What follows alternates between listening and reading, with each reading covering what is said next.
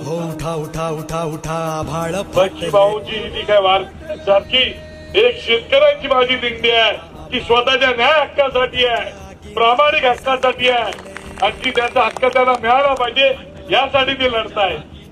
आणि म्हणून बच्ची झाला राख बघा देश सारा, तोंड दाबून बुक्यांचा भरमारा, समुद्राच्या पोटातलं पाणी आटलंय.